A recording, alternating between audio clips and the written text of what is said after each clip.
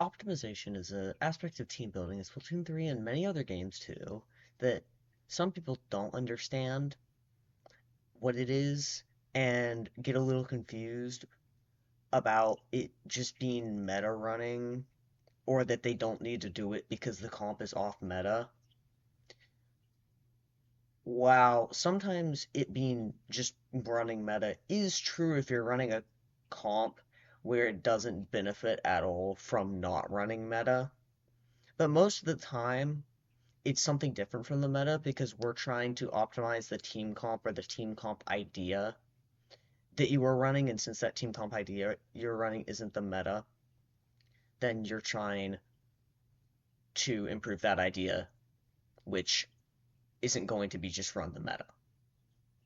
So that leaves the question, what is optimization if it's not just run the meta? You are optimized when you run what you have the strongest reasons to. This is how the meta becomes the meta. But also running something to counter the meta is a good reason to run something. And even running weapons that people aren't used to is also a good reason because it can throw people off because they forget range or time to kill and make mistakes because of that and they get picked or something along the lines of that. The most important part of that goes towards deciding what's optimized is generally going to be what the playstyle of the weapon slot is trying to accomplish and how it fits into the comp and what problems it's trying to fix in the comp.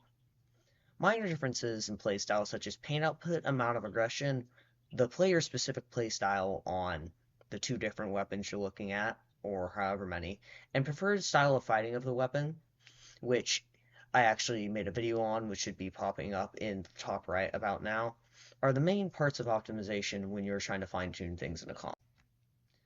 Build is a part of some weapons optimization processes. Now, it is most certainly a select few, but still, if you're running one of those few, changing the build or at least letting the player know, hey, you might want to change your build here, or thinking about it as a group would be something you might want to do because they do play differently between the builds, such as like running a QR build versus a utility build.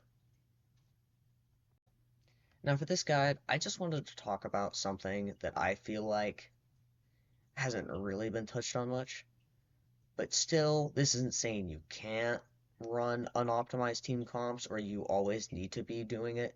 Do what you find fun in this game, because that's the whole reason you own it. And in certain scenarios now, in a team scenario, it'll be a little different, but in like a I'm picking this to play scenario, I like this one more is a totally acceptable answer. That was the video. Hope you enjoyed it. If you have any questions, comments, or ideas for what I should do next, please leave a comment down below and I will probably respond to it.